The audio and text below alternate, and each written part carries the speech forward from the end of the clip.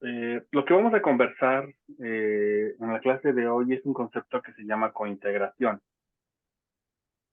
Digamos un poco para poner en contexto en dónde estamos, voy a hacer un pequeño diagrama que he venido completando conforme va avanzando el curso.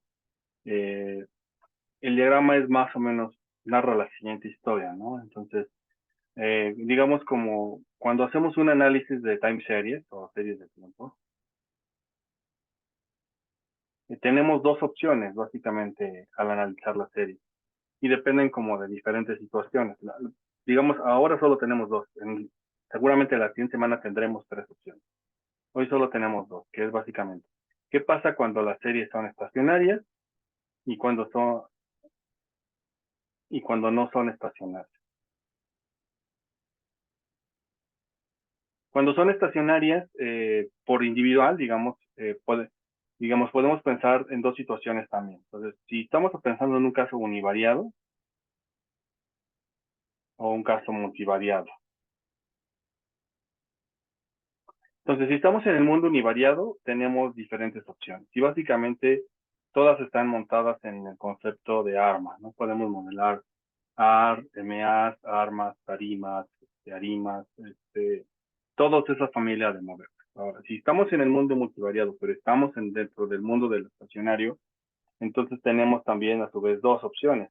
Tenemos por un lado, podemos modelar esto con un causalidad de Granger, o pensarlo como un modelo más como de decisiones o de resultados múltiples o endogeneidad, o un sistema, vamos a pensarlo de esta manera. Lo que tendríamos es un modelo VAR. Esas son las opciones, ¿no? Ahora, ¿qué pasa cuando las series no son estacionarias? Si las series no son estacionarias, entonces también tenemos dos opciones, por principio de cuentas. Si no son estacionarias, entonces lo que podemos hacer es tomar su diferencia y por lo tanto la diferencia se vuelve estacionaria. ¿Sí? Entonces, hacemos una prueba de raíz unitaria, verificamos que las series de niveles son no estacionarias y cuando tomamos la primera diferencia notamos que se vuelven estacionarias, entonces ya. Si se vuelve estacionaria, entonces digamos que a partir de este momento lo que podemos hacer es tomar el camino que está aquí, ¿no? Pensar si lo analizamos univariado o multivariado. ¿Vale? Entonces, la diferencia es que a partir de este momento tenemos una prueba estadística que nos permite distinguir, digamos, más que distinguir, nos permite claramente definir cuando una serie es estacionaria. Antes de la clase anterior, digamos, y de la clase, más o menos las últimas dos clases, en realidad la manera en que podíamos distinguir si es que una serie era estacionaria o no era simplemente por una inspección visual. Asumíamos que graficándola y viéndolo si tenía este comportamiento como oscilatorio alrededor de una media, podíamos pensar que era estacionaria. Pero en este momento no, ya tenemos una prueba específica, bueno, un conjunto de pruebas específicas para determinar si son estacionarias las series. Ahora bien, regresemos al punto, pero bueno, ¿qué pasa cuando no es estacionaria, pero no queremos diferenciarla? Es decir, queremos utilizar las series tal cual son. Bien, si no son estacionarias, entonces a su vez tenemos dos opciones. Y las dos opciones son, por un lado, aplicar cointegración, que es lo que voy a ver hoy. Y por otro lado, aplicar un modelo híbrido que no es cointegración, pero que tampoco es un proceso estacionario. A estos modelos se les denomina modelos ADRL, por la abreviación de Autoregressive, eh, Distribute, ADR. La última es la R, no lo recuerdo ahorita, se me olvidó qué significa la R. Pero bueno, básicamente en español significaría como modelos de rezagos, modelos AD, Ah, la verdad no me acuerdo del R, pero bueno, es rezagos distribuidos. Modelos de rezagos autodistribuidos, básicamente. Es como básicamente lo que significaría.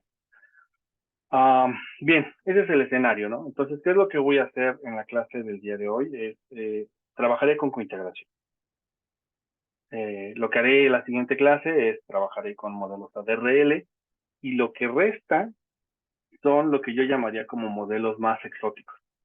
quiénes están en esos modelos exóticos, un poco como para que vayan también como pensando en qué es lo que quieren hacer de trabajo final.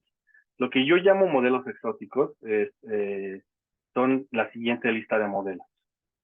Y los voy a agrupar aquí en este diagrama, pero los voy a agrupar en el momento en que les dé el tema. Lo que tendría son los modelos ARCH o los GARCH.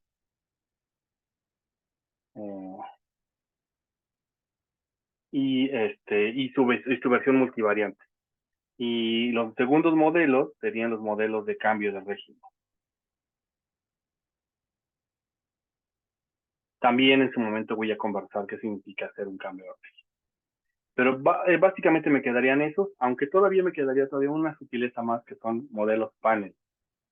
En su momento cuando llegue les diré qué significa eso en términos de las series de tiempo. ¿Vale? Bien, entonces ese es el contexto donde estamos. Digamos como el europeo de donde estamos en esta materia. Vamos a trabajar entonces hoy con cointegración. Ahora sí, entremos como al concepto de qué es cointegración. Bien.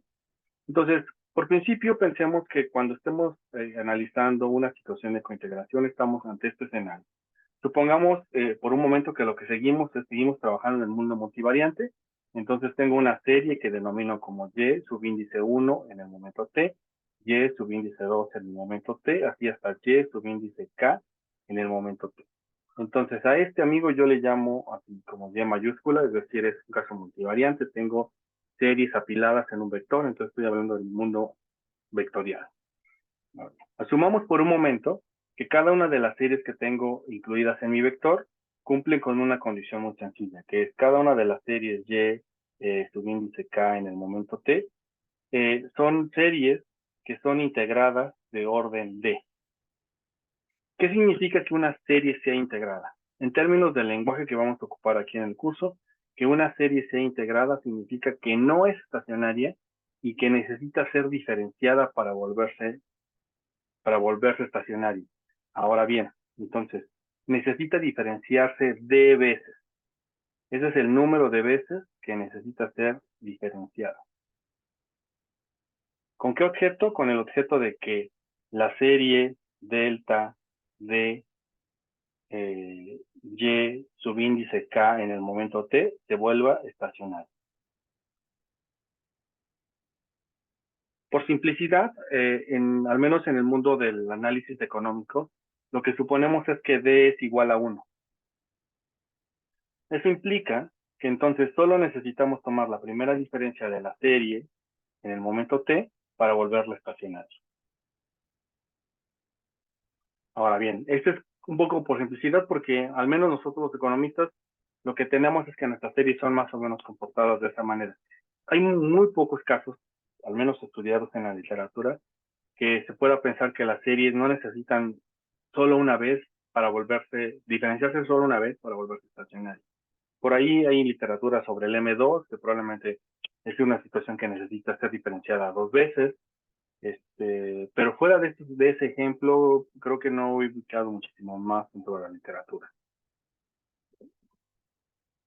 Bien, entonces, estamos en el mundo en el cual tenemos un vector, todas las series, vamos a asumir también otra cosa que digamos que estamos en un caso de un vector que es homogéneo en los siguientes términos.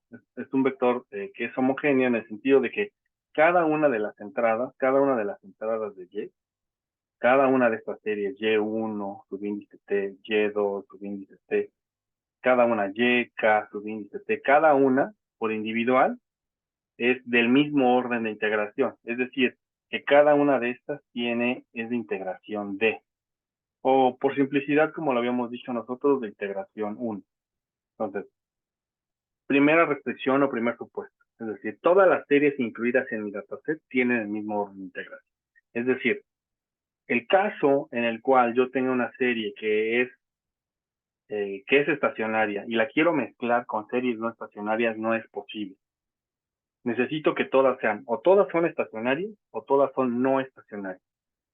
Si todas son estacionarias, entonces puedo aplicar las técnicas de los procesos estacionarios, que son Granger y Umbar. Si todas las series son no estacionarias, entonces puedo hacer la opción de modelarlas con cointegración, ¿vale? ¿Alguna duda con este planteamiento?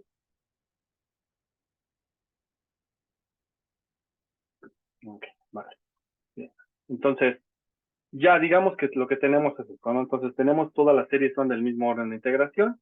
Entonces voy a definir cointegración de la siguiente manera.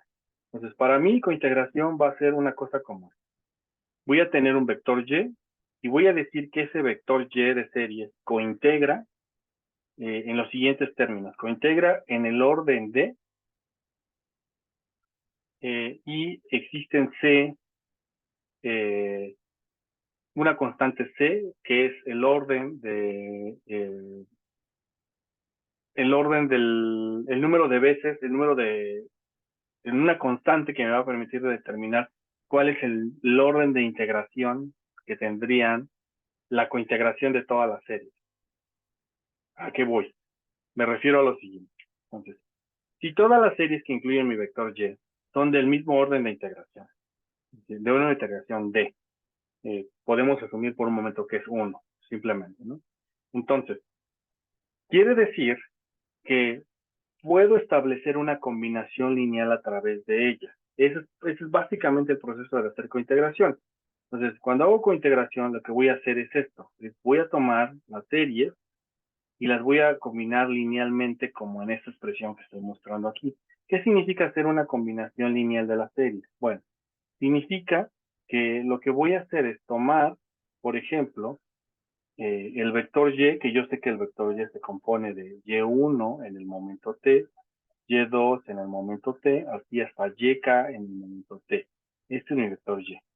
Lo voy a poder multiplicar por un vector beta, que va a ser beta 1, beta 2, hasta beta subíndice k.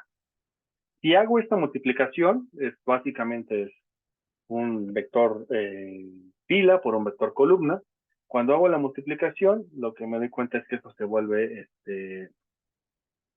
entrada por entrada, básicamente. Entonces lo que tendría yo sería beta 1 por y1 en el momento t, más beta 2 por y2 en el momento t, más puntos más beta subíndice k por y k en el momento t. ¿Y esto a qué se parece? Si lo recuerdan, ¿esto a qué se parece esta expresión que tengo aquí? Esa es una combinación lineal. Es una combinación lineal que es básicamente lo que conocemos nosotros como hacer una regresión. Entonces, lo que tengo aquí es básicamente la regresión. Es una regresión que incluye a todas las variables. Y esta regresión le voy a decir que es igual a una variable z, subíndice t. Entonces, digamos, si me permiten utilizar el siguiente término coloquial, digamos que la magia de la cointegración o el punto que hace sumamente interesante analizar un proceso de cointegración es caracterizar cómo es Z. Z será un proceso estacionario. Y solo si D es igual a 1. ¿Qué es lo que estoy diciendo? Lo que estoy diciendo es que hacer una combinación lineal de series que son no estacionarias genera una combinación, genera la combinación de series no estacionarias, genera un proceso estacionario. Eso es, digamos, como el resultado más importante de cointegración, porque básicamente lo que estamos diciendo es algo como esto. Pensemos, voy a retomar mi idea de quién es Z. Bien, entonces, si retomo a Z, trabajemos un poco sobre esa expresión, la voy a desarrollar un poco y voy a decir que entonces ZT es como lo tengo expresado ahí arriba, y digamos que despejo todo en términos de Y1. Entonces tengo que Y1 subíndice T es igual a beta 2 sobre beta 1 por Y2T más beta 3 sobre beta 1 por Y3 subíndice T más puntitos más beta K sobre beta 1 por YKT más, de hecho todo esto serían menos, para tenerlos, porque los despejé, menos, más ZT. Y esto, si lo observan con cuidado, en realidad esto sí ya parece una regresión, que es la regresión de Y sobre Y2 hasta YK. Y ZT, en esta expresión que estoy exponiendo aquí, básicamente lo que tengo aquí parece que es un término de error.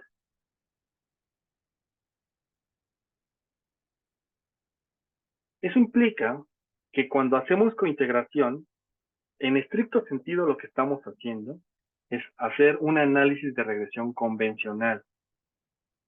Y lo que está garantizando el análisis de cointegración es que, no obstante que las series son no estacionarias, puedo generar una combinación lineal dentro de las series que genera un término de error que es estacionario. Es decir, series no estacionarias se pueden hacer regresiones dentro de ellas de tal manera que los residuales cumplan todos los supuestos que conocemos del análisis de regresión convencional. Ese es básicamente, digamos, como el gran avance que le da el análisis de cointegración. Sobre todo este enfoque que vamos a ver, que es un poco el enfoque que se conoce como el enfoque de Johansen, que es un enfoque de cointegrar de forma multivariante. El caso particular del análisis de cointegración se conoce como cointegración de Granger, que es un caso muy particular, pero en realidad, digamos que el potencial del análisis de cointegración viene por el lado de hacerlo con la técnica de Johansen, que es la que vamos. Entonces, en general, por simplicidad, lo que voy a hacer es utilizar la siguiente notación. Voy a decir que en general voy a tener esta ecuación, que lo que estoy expresando aquí es que beta es una matriz que contiene, digamos, pues vamos a ponerla así, este beta que está aquí, es una matriz que contiene todas las combinaciones lineales que generan z estacionarias. Entonces, si desmenuzamos un poco esto, lo que estoy diciendo es esto, es que tengo una matriz beta que tiene aquí, digamos, vamos a llamarla aquí beta 1, voy a ponerle aquí arriba un 1, coma, bueno, no, ya, ni siquiera necesito la coma porque es una matriz, entonces beta 1, por aquí tengo a beta 2, también con un 1 aquí arriba, y aquí arriba, digamos, beta subíndice K con un 1 aquí arriba, y hacia abajo tengo, digamos, un beta subíndice R con un, un beta subíndice 1 con un R aquí arriba, un beta subíndice 2 con un R aquí arriba y un beta subíndice K con un R aquí arriba, que multiplica a mi vector Y. ¿Y quién era mi vector Y? Era Y1 subíndice T, Y2 subíndice T, hasta Y késimo subíndice T. Todo esto es igual a un vector Z, que puede ser Z1 subíndice T, hasta ZK subíndice T, hasta ZR, perdón, ZR subíndice T. Entonces, ¿qué es lo que tengo aquí? Lo que tengo aquí es que cada uno de los renglones de la matriz beta, cada uno de estos renglones, son coeficientes que garantizan que cuando los multiplico por el vector Y, generan procesos como Z que son estacionarios. Todos estos. ¿Cuántos vectores hay en beta? Hay R. Entonces, diremos que en general, el proceso de cointegración múltiple implica que podremos encontrar hasta R combinaciones lineales de todas las series contenidas en Y que generan procesos estacionarios. Dicho de otra manera, lo que vamos a hacer con cointegración es encontrar las R combinaciones lineales que significan cointegración entre las series. Cualquiera de esas R combinaciones lineales es, digamos, sería una relación de largo plazo. Ese es propiamente, ese es el objetivo final del análisis de cointegración. Encontrar relaciones de largo plazo. Entonces, pensémoslo de esta manera. Nuestro objetivo hoy día es encontrar cuáles son las R combinaciones lineales de largo plazo de todas las series contenidas en Y. Ese es mi objetivo. Eso es lo que quiero encontrar. Bien. Entonces, noten un poco la diferencia con los enfoques que veníamos trayendo hasta la clase del día de hoy. Si lo piensan un poco de esta manera, un bar en realidad parece, como un bar, como lo hemos pensado los bars, es que los bars son, modelan situaciones en las cuales las series son estacionarias. Entonces, como hemos pensado los bars es que contribuyen, digamos, a la información que se contribuyen entre las diferentes series incluidas en el bar, son como relaciones de corto plazo, porque son variaciones, así los hemos pensado, es decir, es como pequeñas variaciones de una serie y cómo contribuye a variaciones de otra serie. Y si lo piensan como a grosso modo, lo que están diciendo son como efectos de corto plazo. Bien, podríamos pensarlo un poco como gráficamente de esta manera. Déjenme hacer un pequeño gráfico respecto de qué es lo que estoy queriendo decir con integración de esta. Cuando trabajamos con series estacionarias, le voy a poner aquí en el panel A, y cuando son no estacionarias, voy a ponerlo en el panel B. Digamos, cuando son series estacionarias, lo que hacemos es lo siguiente. Tenemos un montón de series. Voy a poner aquí a Y, subíndice T, y aquí voy a poner T, y aquí voy a poner a Y, subíndice T. Cuando hablamos en el mundo estacionario, lo que tengo es que tengo series que se comportan así. Digamos, esta es una serie, y tengo otra serie que se comporta más o menos así. Y por decir algo, solamente por simplificar, digamos dos series así. Entonces, cuando hago una modelación con las dos series, entre las dos series, lo que estoy tratando de modelar es cómo los pequeños cambios de la serie se afectan entre ellos. Entonces, imaginemos que estoy haciendo un análisis de Granger, porque es probablemente el análisis más sencillo que puedo implementar. Me estoy preguntando digamos, si un pequeño impulso en la serie roja, cómo afecta a la variación, ya sea que suba o que baje, a la serie verde. Es, digamos, como lo que suelo hacer cuando hago este análisis con series estacionarias. Ahora, cuando estoy en el mundo de las series no estacionarias, puedo tener una serie que tiene una trayectoria tal vez así, digamos la verde, y digamos que la roja tiene una trayectoria muy parecida, pero en otro nivel, pero que también sube. Así. Entonces, cuando modelo series no estacionarias, lo que estoy modelando no es la relación cortoplacista, es decir, los pequeños cambios, sino la trayectoria de largo plazo entre las dos series.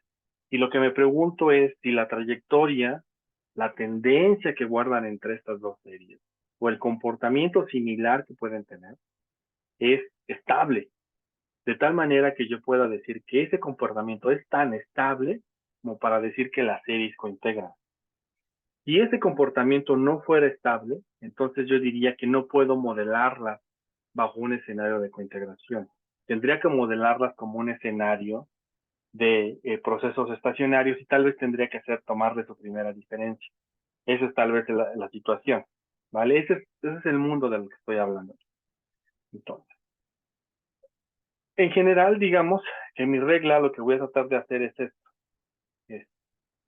Voy a pensar que tengo un montón de series que se forman en este vector Y. Todas son de orden de integración 1. Es decir, necesito diferenciarlas una vez para hacerlas estacionarias. Entonces, los siguientes son los resultados posibles. Si hay exactamente una combinación lineal que se vuelve estacionaria, entonces diré que estoy en el caso de cointegración de Granger. Si R es mayor o igual que 1, es el caso de cointegración múltiple, el que se conoce como cointegración de Johann. ¿Vale? Bien. Ahora bien, ¿cómo logro hacer, ya pensando un poco en términos algorítmicos, cómo logro hacer cointegración entre series? Bien, vamos a hacer lo siguiente. Digamos, paso 1, para poder hacer cointegración entre series, paso 1 es, voy a plantear un modelo bar. Entonces, digamos, esto es como el paso 1. Paso 1. Hacemos un bar de orden P, pero de la serie ese nivel. Entonces, lo que tengo es el vector en función del mismo vector rezagado hasta orden P. Esta matriz que tengo aquí es la matriz de coeficientes de un bar, y lo que tengo aquí son un montón de términos que son determinísticos, como que puede ser, pueden ser tendencias, pueden ser constantes, pueden ser dummies, para controlar, por ejemplo, algún quiebre en la serie, que a lo mejor es totalmente exógeno en el proceso. Entonces, esto que tengo aquí es un bar de orden P. Entonces, paso 1, hago esto. Paso 2, tomo la primera diferencia del bar que tengo ahí. Entonces, este es el paso 2. Paso 2. El paso 2 es tomar la diferencia de Y. Si tomo la diferencia de Y, entonces eso implica simplemente hacer lo siguiente, es tomar YT menos YT menos 1, que se vuelve delta YT, digamos esto lo sabemos, lo conocemos, y si continúo operando eso, es decir, aquí tengo a delta menos YT menos 1, si lo agrupo, digamos, eso es como el procedimiento algebraico para seguir.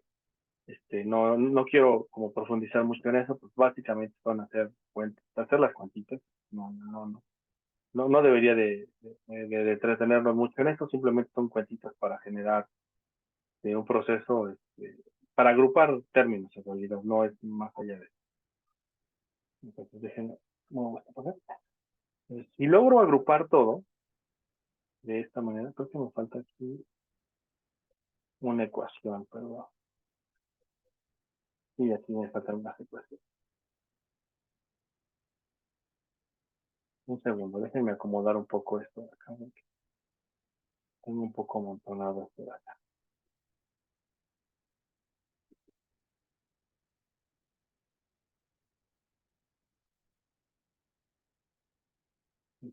A ver,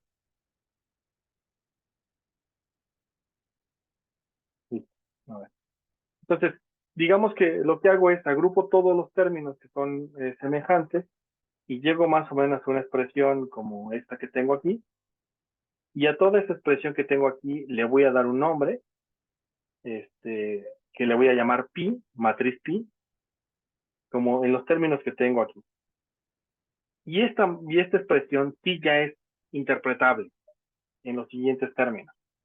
Entonces, lo que tengo aquí es un bar en diferencias de orden P-1, porque todos estos que están aquí son los rezagos de la serie en diferencias, bueno, del proceso multivariante en diferencias. Entonces es un bar en diferencias de orden P-1, con componentes determinísticos y un término de error, más este componente que está aquí, ¿vale? Y ese componente que está ahí, de hecho, esta expresión que tengo aquí, se parece mucho a una cosa que habíamos conversado hasta las clases pasadas. ¿Lo ubican más o menos a quién se parece esta expresión? No sé si lo ubiquen por ahí, que lo tengan en el radar. Bueno, esta expresión que tengo aquí se parece muchísimo a la expresión que conocemos como, digamos, o a la ecuación que le dimos a la prueba Dickey-Schiller aumentada. Nada más que para el caso multivariante. Exacto, sí, efectivamente, es la prueba Dickey-Schiller aumentada, pero para el caso multivariante. Entonces, eso quiere decir que esto más o menos se parecería a una prueba de raíz unitaria, pero multivariante. La pregunta que está aquí entonces es, más bien no la pregunta, sino más bien, más o menos lo que lo que debería estar en nuestras cabezas es que entonces el coeficiente que es relevante para nuestro análisis es esta matriz pi. Esta es la matriz que de hecho nos preocuparía o nos debería preocupar analizar. ¿Por qué? Porque si esta matriz es, digamos, más bien, esta matriz tiene que tener una interpretación. Bien, ¿cuál es la interpretación que tiene? Antes de darle la interpretación, voy a darle una forma funcional. Esa matriz pi es una matriz que se puede descomponer por un teorema de álgebra lineal que no voy a conversar mucho, no se preocupen por eso, pero es una matriz que se puede descomponer en dos matrices. Estas matrices significan dos cosas. La matriz gamma, esta primera matriz que está aquí, es como una matriz de velocidad. o de convergencia, si lo quieren llamar así. ¿De convergencia de quién? De convergencia de la relación de largo plazo. Eso es lo que significa esta matriz gamma. Esta matriz gamma eso es lo que cuantifica. Porque la matriz beta que tengo aquí cuantifica las relaciones de largo plazo. Las relaciones de largo plazo entre las series. Entonces, la matriz pi, lo que contiene en su interior es una matriz que cuantifica qué tan rápido las series, cuando se desvían de su trayectoria de largo plazo, regresan a su trayectoria de largo plazo. Eso es lo que mide, eso es lo que cuantifica la matriz gamma. Y lo que cuantifica la matriz beta es la forma funcional que tiene la estructura de largo plazo de la serie. Entonces, ahora sí ya tiene sentido interpretarla. Entonces, lo que significa a grosso modo es que la matriz pi es la matriz que nos permite tomar la decisión de cuándo estamos en una situación en la cual hay una relación de largo plazo y cuándo no existe. Una relación de largo plazo entre las series existe, que existen dos condiciones. Uno, que existe la combinación lineal, y dos, que podemos caracterizar la velocidad a través de la cual, bueno, a la velocidad que describe qué tan rápido se pueden reincorporar las series a su trayectoria de largo plazo una vez que se desvíen.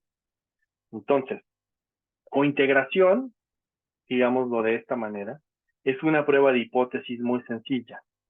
Cointegración es simplemente preguntarse lo siguiente. Es una prueba de hipótesis que nos preguntamos si la matriz pi es igual a 0.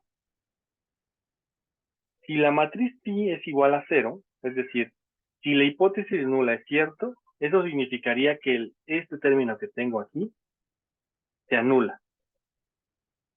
Entonces, si la hipótesis nula es cierta, entonces vamos a decir, si la hipótesis nula es cierta, ¿cuál es la implicación más directa? La implicación más directa es que, no obstante que mis series son no estacionarias y que las necesito diferenciar una vez, no cointegran. Eso es lo que significaría. Lo que significaría es que aquí no hay cointegración.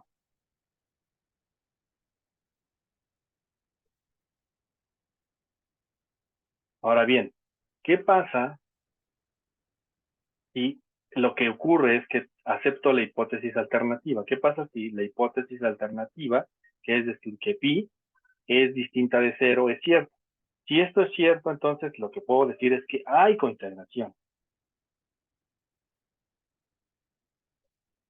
Y si hay cointegración, quiere decir que las series involucradas en mi vector tienen una relación de largo plazo que es estable y estadísticamente significativa. Al menos una relación. Puede haber más, pero al menos una. Bien, entonces, pero también esta prueba de cointegración nos ofrece un resultado, digamos, un colorario que se deriva de haber aceptado la hipótesis nula. Si aceptamos la hipótesis nula, otra implicación que existe, es decir, si no cointegran la serie, la otra implicación es que el mejor modelo que podemos ofrecerle a nuestra serie es hacer un bar de la serie, pero en diferencia delta y de t. ¿Sí? ¿Cómo puedo llegar a ese resultado? Es muy sencillo. Me regreso a mi ecuación. Si resulta ser que pi es igual a 0 y entonces anulo este elemento que tengo aquí, ¿qué es lo que me queda? Lo que me queda es simplemente las series en diferencia expresadas en términos de las series en diferencia rezagadas. Esto es básicamente un bar en diferencia. Entonces, hay tres resultados que deberíamos como hacer, haciendo el resumen de lo que estamos haciendo. Los tres resultados que quiero que nos quedemos en la cabeza son los siguientes. Primer resultado. Si la hipótesis, si aceptamos la hipótesis nula, entonces estamos diciendo que no hay cointegración. Resultado 1. Entonces, nuestras series, a pesar de que comprobamos que no eran estacionarias y que tuvimos que hacerle una diferenciación una sola vez, no pudimos demostrar que cointegraban, entonces ya. Pero ahí no se acaba la historia. El resultado 2 es que entonces el mejor modelo que podemos ofrecer ante esa situación es hacer un bar en diferencia de las series que estamos considerando. Ahora, si lo que sucede es que no, que aceptamos la hipótesis alternativa, Entonces hay integración y ya, resulta ser que nuestras series tienen una relación estable de largo plazo, significativa. ¿Vale? Bien. Ahora, ¿cómo probamos esta hipótesis? Esa hipótesis la vamos a probar con dos estadísticas, una que se llama prueba de la traza y otra que se llama prueba del valor propio máximo. Voy a entrar a ellas ahora cuando vaya R. ¿Alguna duda hasta este punto?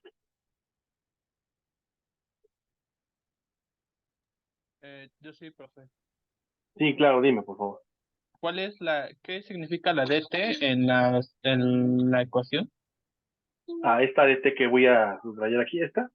Sí, Esta significa, son términos determinísticos, como qué cosa pueden ser constantes, pueden ser tendencia, bueno, puede ser constante, tendencia o domis, para capturar efectos exógenos.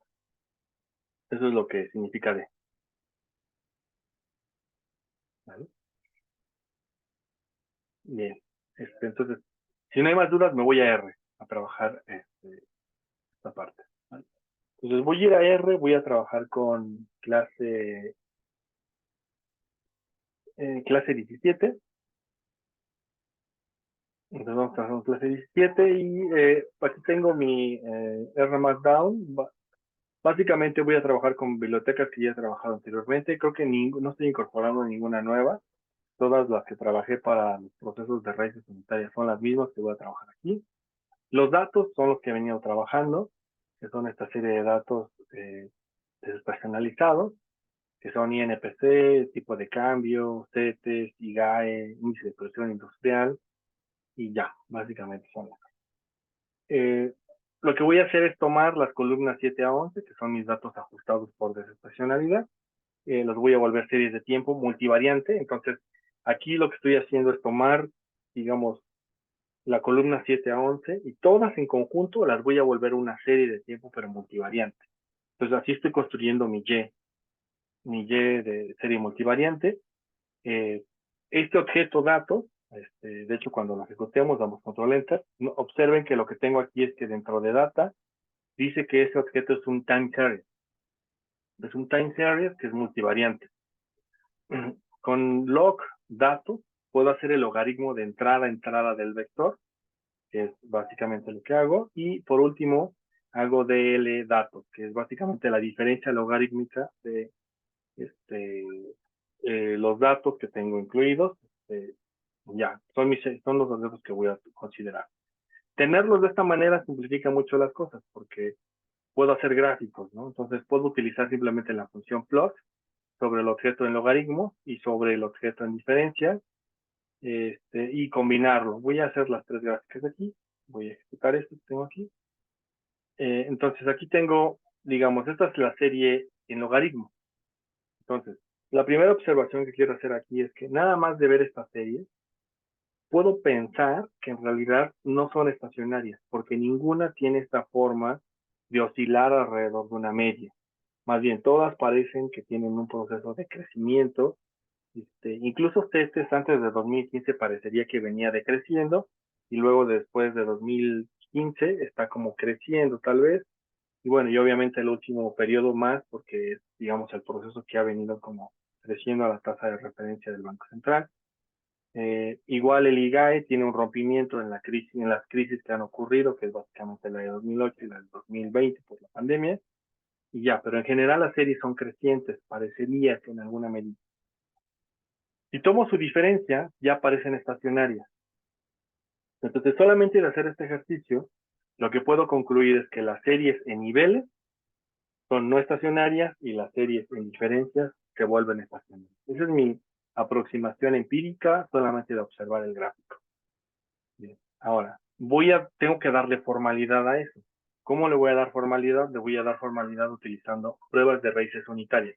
Por simplicidad, aquí en esta parte de la clase, solo voy a aplicar Dirichlet aumentada. Mi recomendación, como lo mencioné en la clase pasada, es hagan la mayor cantidad de pruebas de raíces unitarias que puedan. Al menos mi recomendación es Dirichlet aumentada y Tillich-Ciperron. Al menos, ¿no? Ya si pueden agregar Kawatowski, Tillich, Smith, podría ser una buena idea, ¿no? Bien, entonces, Yo necesito 5 rezagos para mis pruebas, de acuerdo con la estadística que construí la clase pasada. Voy a tomar entonces la primera serie que está incluida en mis datos en logaritmos. Voy a evaluar el modelo A, que es con tendencia y con constante, el modelo B, que es solo con constante, y el modelo C, que es sin nada. Voy a ejecutar todo esto y voy a ir revisando el estadístico. Entonces, el primer estadístico que me sale es menos 1.68. El estadístico de contraste es este, 3.42 al 5%. Como menos 1.68 es más grande que menos 3.42, entonces estoy en la zona de aceptación. Por lo tanto, puedo decir que esta serie tiene raíz unitaria considerando el modelo A, que es con constante y con tendencia. Me voy a ir al modelo B. El modelo B solo incluye constante. Y con el modelo B tengo que el estadístico me sale 0.35 y el de contraste es 2.87, menos 2.87. Entonces, otra vez, estoy en la situación de aceptación de hipótesis nula. Por lo tanto, mi serie, hasta este momento, hasta el modelo B, es no estacionario. Último modelo, es sin constante y sin tendencia. El estadístico es 5.56, el T, perdón, y el estadístico de contraste es 1.95. Entonces, nuevamente, puedo concluir que en general la serie, en este caso es la serie de, déjenme regresar, ¿cuál es? ¿Sí?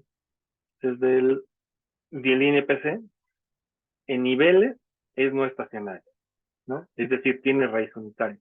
Tomemos la primera diferencia del INPC y tomamos la primera diferencia, contrastamos el estadístico, este es el estadístico 3, menos 5.82 contra el de prueba que es menos 3.42. Ahora ya pasamos del otro lado. Lo que tenemos es que ahora sí estamos en la zona de rechazo y por lo tanto podemos concluir que tomando una primera diferencia, considerando el modelo A que incluye constante y tendencia, la serie se vuelve estacionaria. Y ya, yo podría acabar ya con esto, al menos para el INPC. Puedo ser exhaustivo y evaluar los siguientes modelos, pero con esto bastaría. Los demás modelos pasan. Y este es el ejercicio que tengo que repetir para toda la serie. Lo que tendría que ocurrir ahora es que evalúo en tipo de cambio, igual, le evalúo en niveles.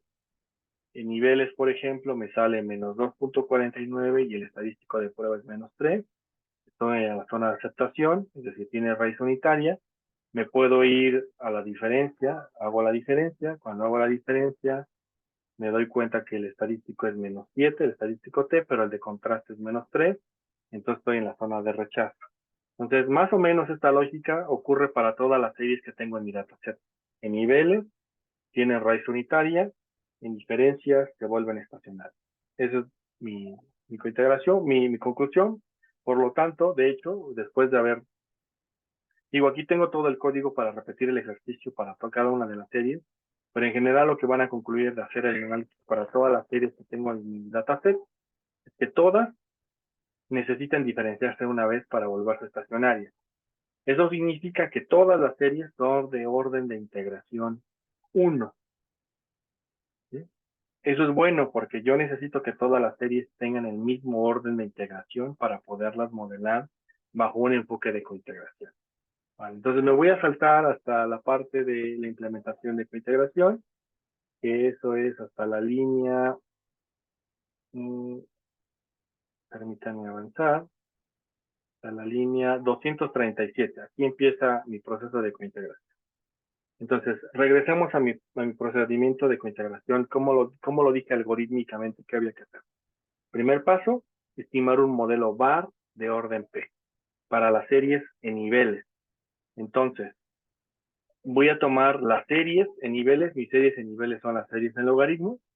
Voy a evaluar diferentes modelos. Un modelo con constante y con tendencia, un modelo con tendencia, un modelo con constante y un modelo sin nada. Cada uno de estos modelos puede referir diferente interpretación. Ahora bien, pensemos, solo quiero que tengamos una cosa bien clara en este caso. En este caso, lo que estamos enfrentando es todas las series que estamos incluyendo en nuestro modelo son de orden de integración 1. Eso quiere decir que todas necesitan diferenciarse una vez para volverse estacionarias. O dicho de otro modo, la tendencia que tienen no es una tendencia determinística, sino es una tendencia aleatoria. Por lo tanto, si las series tienen tendencia, es posible que uno de los modelos adecuados para esa serie en niveles sea el modelo que incluye tendencia dentro de las variables. Bien, es posible, no necesariamente es cierto. Aquí digamos el proceso, lo que cabe como de razonamiento para ustedes es, ustedes tienen que tomar la decisión si quieren evaluar estos 4 modelos que yo tengo descritos aquí. Puede ser que a lo mejor solo quieran evaluar los últimos 2, que únicamente es con constante y sin nada, y dejar los primeros 2 fuera por el hecho de que a lo mejor no quieren pensar o no quieren considerar si es que el modelo tiene tendencia o no. Puede ser una opción, pero aquí es conocimiento de ustedes sobre los datos. Yo voy a evaluar todos y voy a tomar una decisión un poco adelante. Entonces, bien, evalúo todos y según la función de Bartelek, me dice que casi todos los casos me sugiere que considerar el criterio de Akaike, que es el criterio más popular dentro de los criterios de información, me dice que necesito 3 rezagos el orden de integración del VAR es de orden 3, perdón, el orden del VAR óptimo es 3, también para el siguiente modelo también es 3, para el siguiente es 3 y creo que el último también es 3. Entonces, en general, todas las especificaciones me dice que el modelo adecuado debería ser un VAR de orden 3. Entonces, voy a utilizar un VAR de orden 3 y voy a hacer el caso más extremo, que es que incluya constante y tendencia. Y voy a ejecutarlo. Y mi VAR está aquí estimado, el VAR, aquí está estimado en niveles.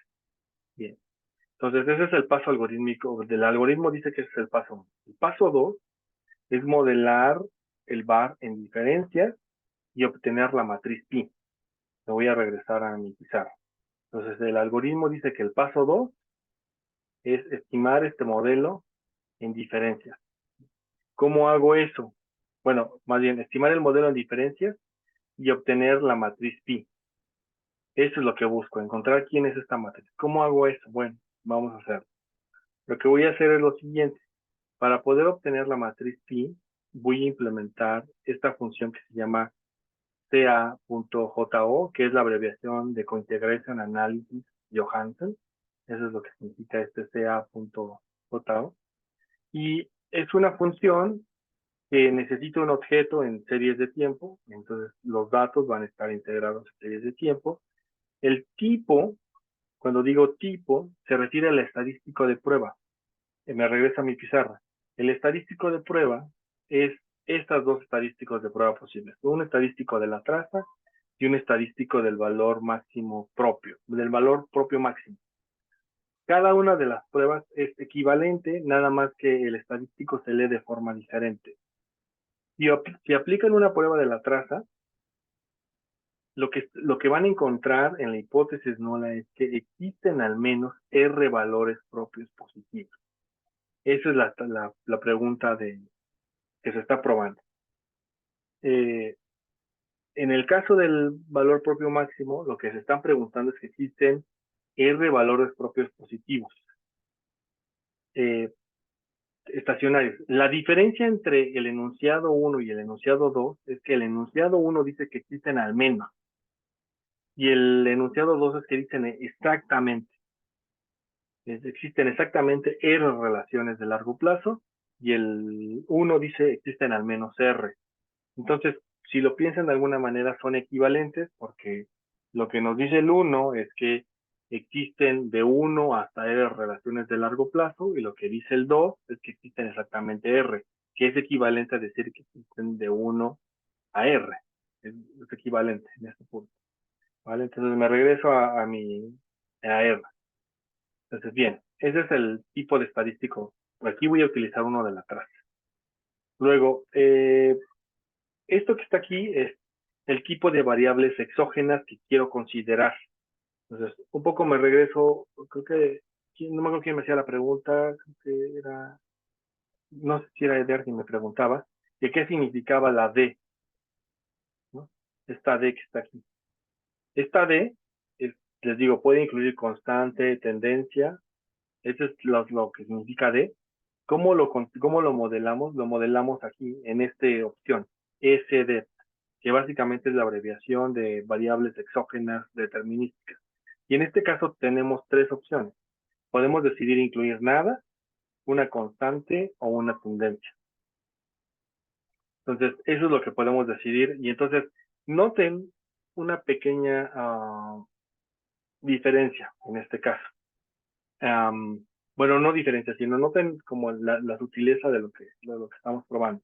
Lo que estamos probando es, entonces, estamos modelando esta expresión que tengo aquí, es la serie de diferencias, con un bar de orden P-1, se vuelve P-1 porque cuando lo modelé en diferencias pierdo un rezago por la descripción que hice arriba de las ecuaciones, más componentes determinísticos. Entonces, digamos que es como, en general, reconocer cada uno de los elementos que contiene la función de análisis de consideración de Johansen. Por último, bueno, no por último, perdón, K es el número de rezagos que vamos a incluir, ¿sí? Entonces, en este caso, K es el equivalente a P. Entonces, en este caso, si ustedes recuerdan, mi selección de modelo VAR me decía que el óptimo era incluir 3. Aquí incluyamos 3. Tenía un 2 porque seguramente hace algún tiempo cuando hice esta prueba me salía que eran 2, pero bueno, siempre cada vez que doy el curso, pues las series van creciendo. Entonces seguramente ahora ya necesitamos 3 rezagos. Y bueno, por último, ahora sí, esta es la especificación. ¿Qué tipo de especificación quiero modelar? La especificación que quiero modelar, cuando le pongo aquí long run, lo que el modelo que estoy, o digamos la especificación que estoy probando, es tal cual esta que estoy poniendo aquí. Es esta especificación. Entonces, mi recomendación es utilizar esta especificación. Entonces, la opción que deben considerar es esta, long run. Si utilizan otra, como la de transitorio o transitory, si utilizan esta, entonces en realidad no están utilizando esta especificación, sino están utilizando la especificación en niveles, déjenme regreso por acá, estarían utilizando una especificación más como del estilo de este modelo que está aquí. Y entonces, de aquí, la matriz de cointegración no se deriva de forma inmediata, sino que hay que hacer pasos adicionales. No los hacen ustedes, los hace el software, pero, digamos, para ser transparentes, deberían utilizar la especificación de largo plazo. Eso es lo que mi mensaje final. Porque la especificación de largo plazo nos va a ofrecer explícitamente esta relación. Bien. Dicho eso, voy a ejecutar este comando. Entonces, es una prueba de la traza. Y me dice que este es el estadísticos con los que tengo que trabajar. Entonces, este es el estadístico de prueba, esta es la columna del estadístico de prueba y esta es la columna del estadístico al 5%. Por convención utilizamos 5%. Entonces, empecemos a analizar. Entonces, 3.24, si ustedes observan, es más pequeño que 12.25. Entonces, la lógica aquí es muy sencilla. Si a ustedes les sale que en la columna test el valor es más pequeño que el que corresponde a la columna del 5%, están en la zona de rechazo de la hipótesis nula. ¿Vale? Bien. Entonces estamos en la zona de rechazo de hipótesis nula, entonces por lo tanto no hay... No, perdón, denme un segundo, es que déjenme regreso al... Yo me estoy equivocando, perdón. No, es que esta se lee al revés, perdón, corrijo lo que acabo de decir. Se lee al revés, se lee de abajo para arriba. Perdón, mil disculpas. Entonces empezamos con este. Esta es la hipótesis más básica. Es decir, existen R igual a 0, es decir, no cointegran la serie, es decir, no cointegran. ¿Cómo podemos saber si no cointegran? Entonces tomamos el estadístico de prueba y me sale 84. Y con 84 me doy que el 84 es más pequeño que 87. Entonces, es más pequeño que 87, entonces ahora sí estoy en la zona de rechazo. Entonces puedo decir que no es cierto. No hay 0 vectores de cointegración. Me voy al siguiente. Ahora, este me sale 45. Con 45 me sale que es 62 el estadístico de prueba. Y me sale igual, me sigue saliendo la misma relación. En realidad me dice que que no hay, que no hay un vector de cointegración. Vale, entonces me voy al siguiente. Así continúo con todos. Y de hecho, si ustedes observan, todos estos valores que están aquí, todos y cada uno de estos, todos son más pequeños que los de la columna de 5%. Quiere decir que entonces rechazan todas estas. Si rechazamos el último caso, entonces quiere decir que en realidad no hay cointegración aquí. Es decir, no hay ningún vector porque en realidad tuvimos que rechazar todas. Entonces no es una buena especificación, no es una buena idea incluir con tendencia. ¿Qué puedo hacer aquí? Puedo hacer modificaciones. Entonces, puedo decidir que a lo mejor si una buena idea es incluir con tendencia, entonces puedo hacer una con constante. Hago una con constante y veamos si la situación cambia. Entonces, si hago una con constante, noten que justamente cambia la situación. A diferencia Una de... pregunta, profe. Sí, adelante, amigo. Para ese caso, ¿no también tendría que haber cambiado la K en el del 3? Es una Para el buena... segundo Sí, caso, ¿no? sí, gracias, amigo. Ah, sí, gracias. Sí, habría que cambiarla. Vamos a ver cómo nos sale. Bien. Entonces, regresando un poco aquí la idea, ¿no? Entonces, aquí lo que nos dimos cuenta es que todos eran menores a la columna de 5%. Y me voy a esta, de hecho me doy cuenta que aquí, desde aquí, ya puedo ver que este es mayor a este. Entonces estoy en la zona de rechazo. Entonces ya desde aquí, puedo decir que no existen, perdón, de aceptación. Déjenme ver. Es que también ya me confundí un poquito. Rechazo. En la zona de, déjenme regresar a mi estadística de prueba. No, estoy en la zona de rechazo. Sí, zona de rechazo. Entonces, estoy rechazando la hipótesis de que existen 0 vectores. Entonces, si rechazo que existen 0, entonces existen al menos 1. Entonces, ya acabé. Con esto es suficiente para mí, para decir que no existen 0, sino existen el que sigue, y el que sigue es al menos existe 1. Entonces, ya. Lo que estoy diciendo es, bajo una especificación en la cual incluyo constante, el modelo cointegra, al menos hay una relación que cointegra, que es de largo plazo. Ya. Ahorita voy a regresarme a identificar quién es este. Otra cosa que puedo hacer es probar con ninguno, igual 3, 3, pruebo, y si ustedes observan que con nada, estamos como en el primer caso, todos estos son menores, no cointegran. Entonces, mi conclusión es, con una prueba de la traza, el único modelo que parece que cointegra es el modelo con constante, utilizando una prueba de la traza. Puedo utilizar una prueba del tipo de, déjenme ver, sí, bueno, elijo el de constante, igual 3. Puedo utilizar una prueba del valor propio máximo, para el cual tendría que cambiar, entonces puedo regresar aquí arriba y cambiaría. En lugar de utilizar traza, utilizaría valor máximo propio. Voy a colocar aquí. Igual, tendría que hacer el mismo análisis. Entonces, noten que si utilizo un valor propio máximo, cambia la situación, porque ahora este primero que está aquí ya es más grande que este 37. Entonces, desde aquí yo ya puedo decir que este cointegra con constante y con tendencia. El modelo digamos, utilizando la prueba de la traza, cambia la cointegración. Entonces, sí, América, perdón, adelante.